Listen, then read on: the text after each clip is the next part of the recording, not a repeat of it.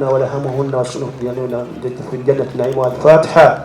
بسم الله الرحمن الرحيم. الحمد لله رب العالمين الرحمن الرحيم مالك. اللهم اغفر له وارحمه، اللهم اغفر له وارحمه، اللهم اغفر له وارحمه يا ذا الجنة برحمتك يا ارحم الراحمين. اللهم اغفر لنا ولاخواننا الذين سبقونا بالايمان ولا تجعل في قلوبنا غلا للذين امنوا ربنا إنك رؤوف رحيم. اللهم تبارك لنا فيه، اللهم بارك لنا فيما أعطيتنا، اللهم بارك لنا فيما أعطيتنا، اللهم زدنا ولا تنقصنا، اللهم زدنا ولا تنقصنا، اللهم زدنا ولا تنقصنا، اللهم زدنا ولا تنقصنا. حسبي الله ونعم الوكيل، حسبي الله ونعم الوكيل، حسبي الله ونعم الوكيل. بسم الله الذي لا يضر ما اسمه شيء في الأرض ولا في السماء وهو السميع العليم. بسم الله الذي لا يضر ما اسمه شيء في الأرض ولا في السماء وهو السميع العليم. بسم الله الذي لا يضر ما اسمه شيء في الأرض ولا في السماء وهو السميع العليم. حسبي الله لا إله إلا هو عليه توكلت وهو رب العرش العظيم. حسبي الله لا إله إلا هو عليه توكلت وهو رب العرش العظيم. حسبي الله لا إله إلا هو وهو ربنا آتنا في الدنيا حسنة وفي الآخرة حسنة وقنا عذاب النار وعذاب القبر وعذاب الفقر برحمتك يا أرحم الراحمين. وصلى اللهم على محمد وعلى آله وصحبه وسلم والحمد لله رب العالمين.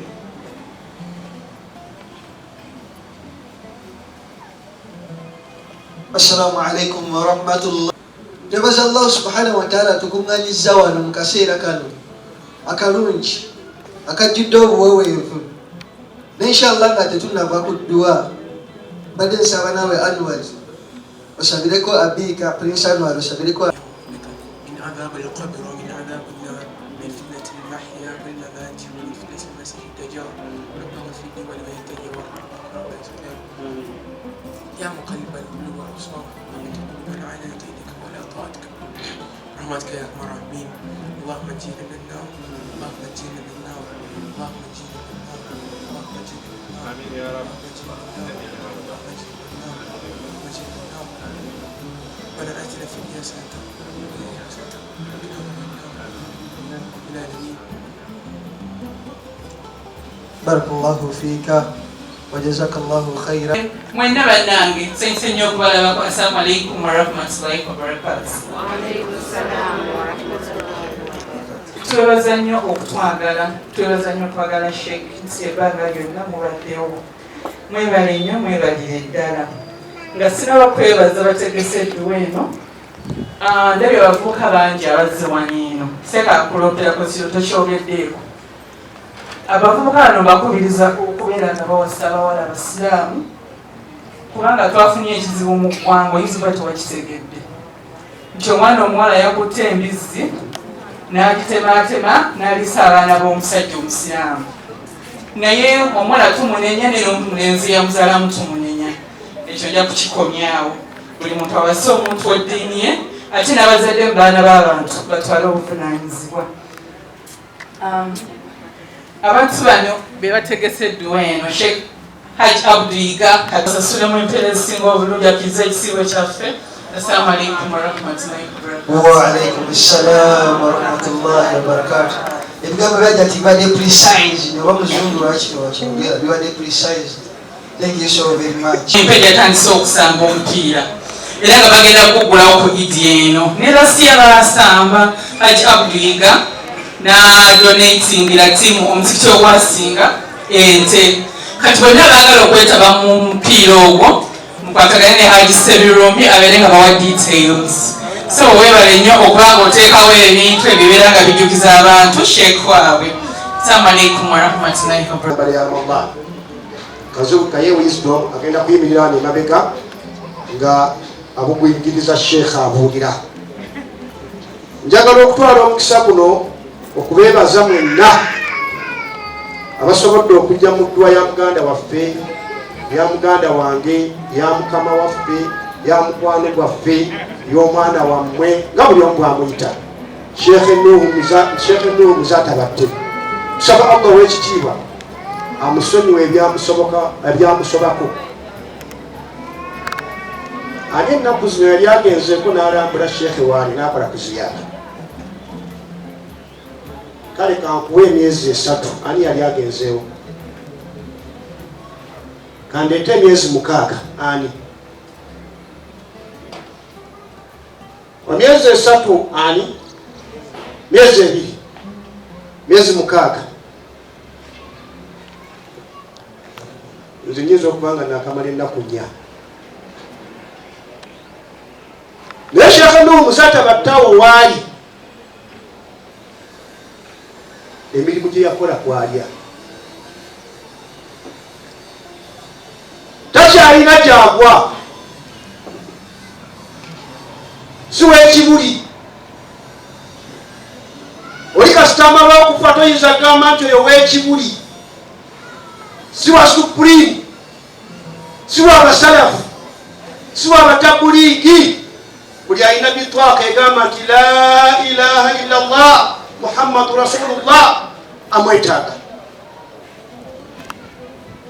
Era tugambye nga tusoma wano nti omuddu ono miskini, mumanyi nga bayita miskini kati ye Muzaata ekyo kikukitegera ni mu Luganda oyo miskini ye Muzaata kasita omala okufa bakuyita miskini naye yali mulamu nga ani ayinza okugamba nti Muzaata miskini al-faqir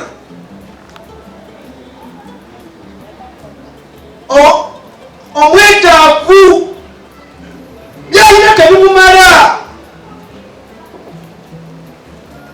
al-muhtaj yeetaaga tuzze wano okumusabira Allah tukusaba omusonyiwe ebyamusobako omuwejjana byebigambo byetukozesa lujja era byetujja okukozesa naawe ng'ogenze buli ali wano oba oli wa mawulire oba oli waki oba oli munene olumala okufa oyitibwa misikini. Muzaata waliwo ebikajjo wabbali yali musajja muyonjo first class basima ne bamuteeka mu ttaka ne bateekako ebbisi yavunda kati naye obunene bwe bwalina mirimu gye yakola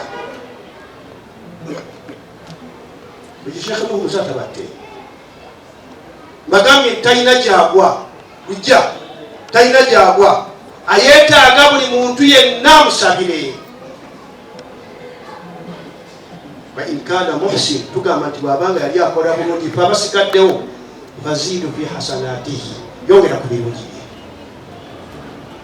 tetuyinza kulekayo kino wa in kana musia bw'aba ayina ebyagaana yetatambula bulungi batajjawo bafana omukendeereza omusonyi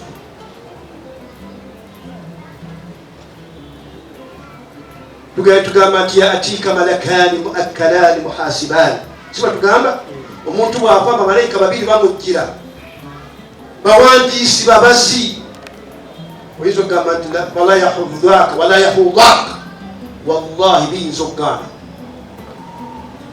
olwaleero genda mu parliament minisita yasuze mu kabuli atalina kyali ng'asobola okuwaayo enguzi n'atasulayo naye yasuze mu kabuli naye wa Allah subhanahu wa ta'ala teri nguzi okujjako mirimu gyo. Basiraamu tukole emirimu emirungi nga tuli mwezi guno gwa Ramadani tukolemu emirimu emirungi buli mulimu gwonna omulungi gukole mukole omulimu kiyitibwa okusonyiwa. Hajati Kulthum sonyiwa omubaka Muhammadu sallallahu alaihi wasallam agamba nti singa omuntu agamba nti nsonyiye omuntu nga tekulika kwakkulizo Allah akusonyiwa byonna byakuvunaana. Njagala obe wano ng'osonyiye Sulaiman Muwonge nagaiti musonyiwe nogamba sigenda musonyiwa wallahi musonyiwa lwa Allah subhanahu wa ta'ala. Twagala jana Allahumma innaka afuwu tuhibbul afwa fa'fu anna siba twogera basima Allah ali musonyi oyagala okusonyiwa tusonyiwe naye anaakusonyiwa nga tosonyiwa. Bw'obanga oyagala okusonyiwa okyukanga bwoti n'otunula mu bizibu byo byolina wakati wo ne Allah subhanahu wa ta'ala noga ati akansonyiwe na Allah ekifo ekigenda okusinga okuba ekinene Allah kuwajjana. Barakallahu fikum. Tonyiwe alkamalu lillah ani ajjudde olwaliro tutudde wano tuyinza okuba nga abasinga obungi tetuli b'ekibuli naye fe tusabira muzaata kati ekikulu kyayo ennyo omuntu mu bulamu buki tulekerawo okukyawa nze eyo sisitemu yange anjagala oba oyagala oba toyagala nkugamba kusonyiwa amaliriza ebigambo byange ekyo kyekirira ekisembayo njagala kwebaza bannamawulire abali wano n'abakyala abaweereza ku TV nebaza okusookera ddala abaana abawala abaweereza ku TV ramadani bwe yayingira ne bakyusa ennyambala mama bonna genda ku NBS genda ku BBS genda ku NTV bukedde obwana obwana bonna bwambala kisiraamu olubyebyegera bya ramadani ekyo budde ngambye ono kayeti yimirira wano n'aba yambadde ase mutwe ya muganda we ase mutwe ya mukwano gwe mwani abagamba mwabalenzi nti ramadani bwayingira temwambala nkufiira gikyuse obeerenga oweereza wali mu studio otegeka enkufiira olenga obusiraamu bwo ramadani bweneegana bwenaaba ebaddeko ekyo mukijja kunze mugambe nti kazi wekayunga kino yakisomesezza abamawulire muyige okuwaayo namwe muyina obwetaavu bakadde bamwe tebaava ogenda osuna lwamawulire akakajadde bwati akwata bukwasi ze bawadde mubeeremu n'ensiso jaffe byonna saba allah subhanahu wataala fenna abakuba buli omu alina omukuwe allah subhanahu wataala amusonyiwe amugazika buli amwejjana njagala tukole omulimu guno dakika 5 Sheikh Nuhu Muzata batte taliwo nawo taliwo njagala tukole sadaka eyitibwa sadaka tijariya ati tugenda kukola sadaka tijariya kulwa Nuhu Muzata batte omuzikiti gwekawempogo gusiibwa ogwo gwe muzikiti gwe mu kitundu ate tikulusubusibwe kuli salamu alaikum njagala tukule sawuta simiti 20 ate oyanguwanga nnyo ng'onoowa notalina teze njogere bingi ate ati ku lusumu gwe ngenda okutandikirako tuziteeka ku muzikiti gwa Sheikh Nuhu Muzata batte bino byonna nze nabiteeseteese tugenda bija tugende twagala tuteeka ate ne ku nnyumba ya allah subhanahu wataala olwa Muzata n'olw'omuntu waba towaddeyo lwa Muzata wayo lwa jjajjawo jjajjawo wayo lwa tattawo tattawo wayo lwa muganda wayo lwa mwannyoko abamawulire mbe njagala okusookerako gabamu endamba yange obeere nayo buli wikendi nkulabe wala nakusomera kubanga sinze Sheikh Abdurrahman ava mu nnyumba ennene baba bakuyuyayuya ng'okuba